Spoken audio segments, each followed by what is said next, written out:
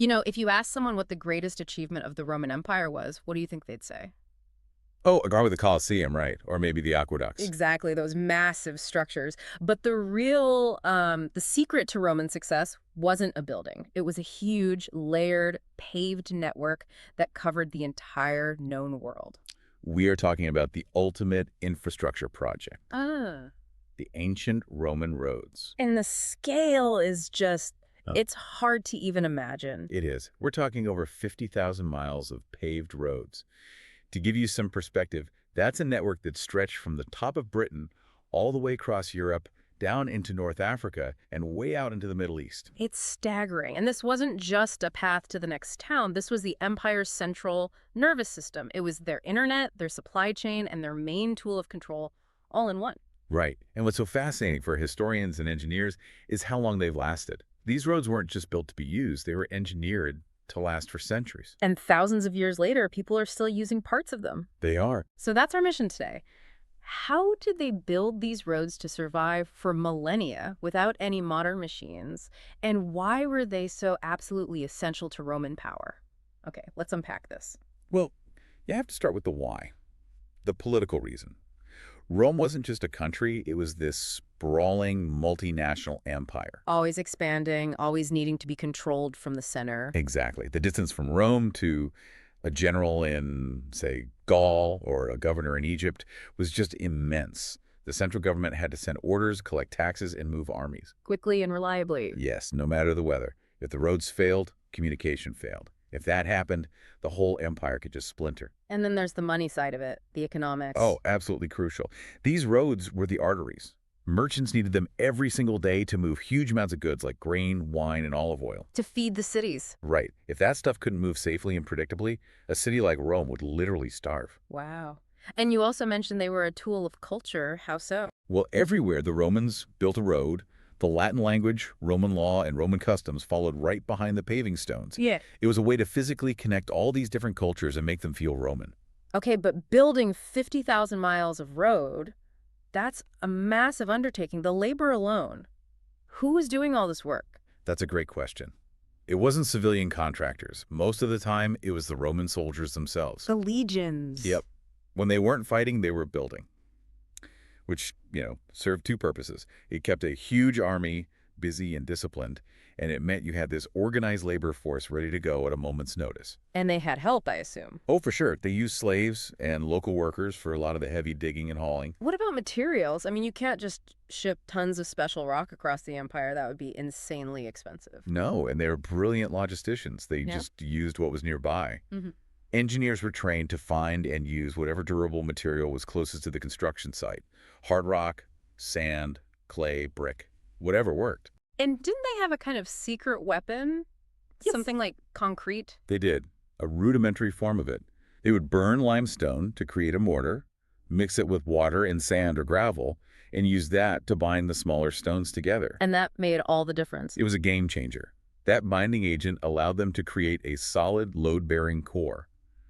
Other ancient roads were just packed earth and loose gravel. This is what made Roman roads last. Which brings us to the big question. How did they beat time and weather? I mean, the biggest enemy of any modern road is water. Always. Water gets underneath, it freezes, it expands, and suddenly you have a pothole. And the Romans understood that.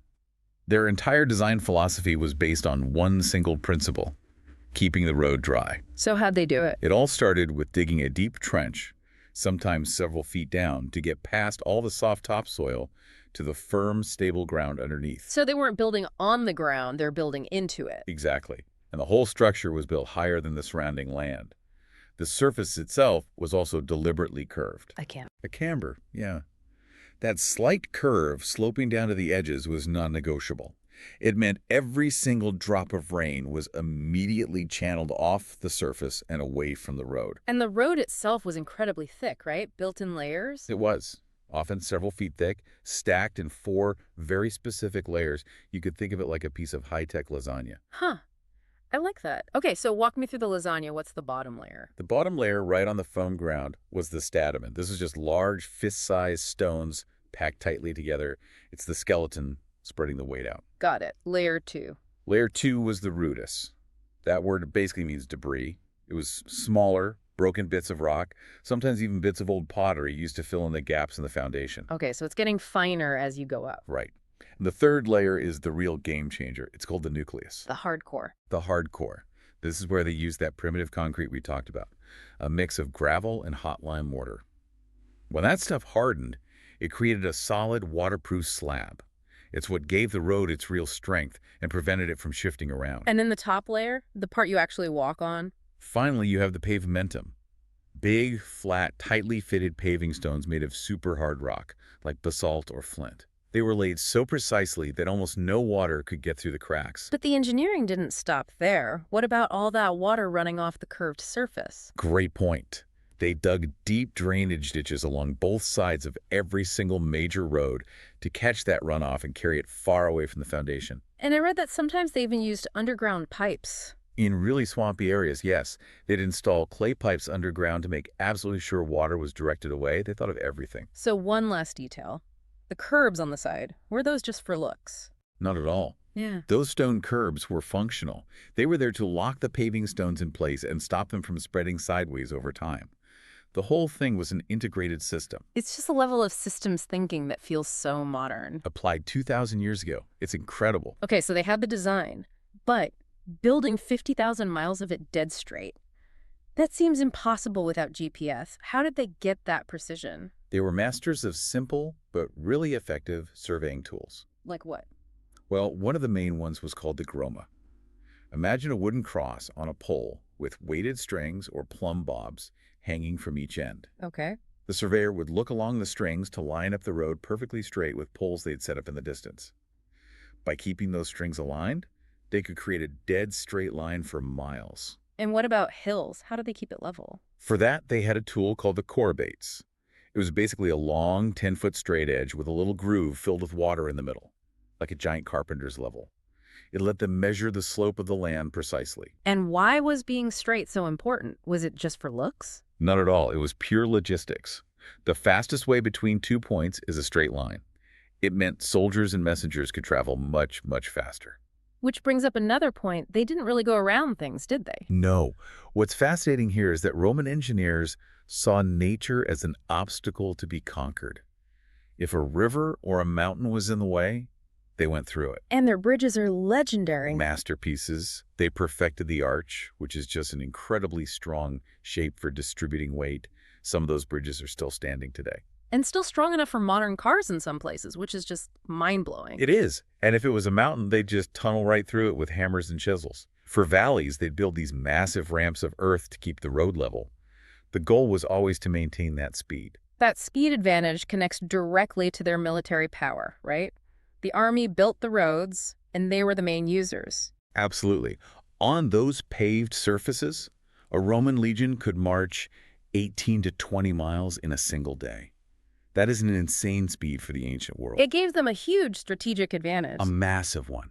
They could move troops to put down a rebellion or defend a border faster than their enemies could even organize. And the speed was built into their whole communication system, these Persis Publicus. Recursus Publicus, yeah.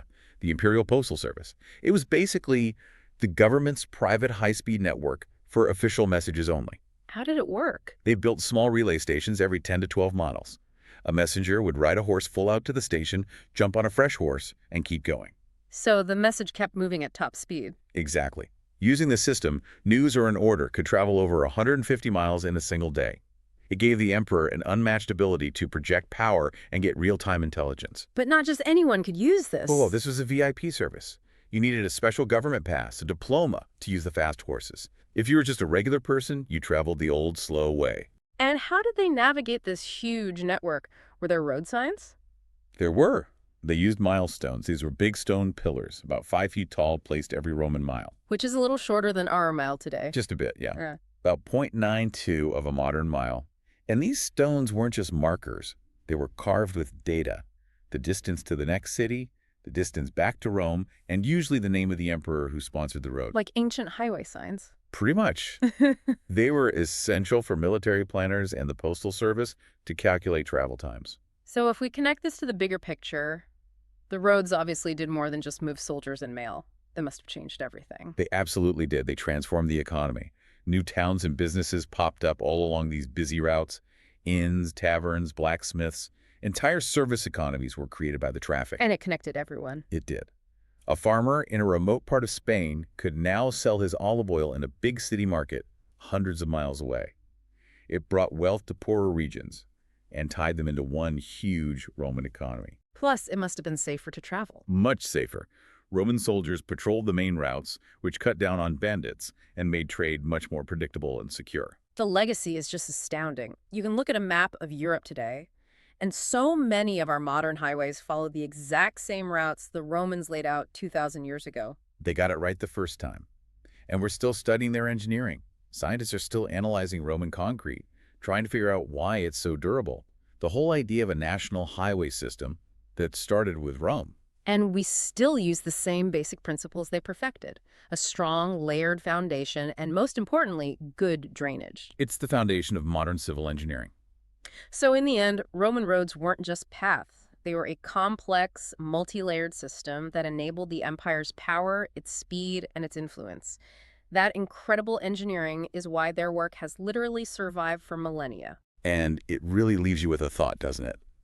If the Romans, with no heavy machinery, could build an infrastructure network that would last for 2,000 years, what are we building today that will still be useful 2 millennia from now?